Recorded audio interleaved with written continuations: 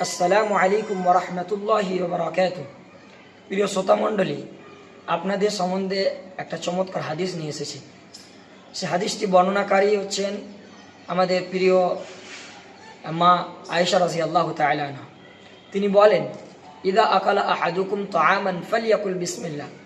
যখন তোমাদের মধ্যে কোনো ব্যক্তি খাবার খাবে, সে খাবার খাওয়ার পূর্বে সে যেন বিসমিল্লাহ বলে।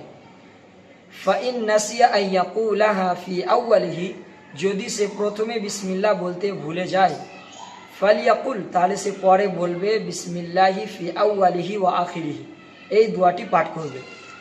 সুনান তিরমিজির হাদিস। এই হাদিসটিকে আল্লামা আল-বানী রাহিমাহুল্লাহ তিনি সঠিক বলেছেন।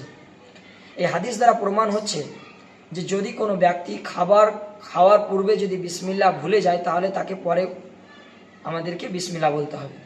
শেষে আল্লাহ রাব্বুল আলামিনের কাছে দোয়া করি যেন আল্লাহ রাব্বুল আলামিন আমাদের সকলকে খাবার খাওয়ার পূর্বে বিসমিল্লাহ বলার তৌফিক দেন। আমিন।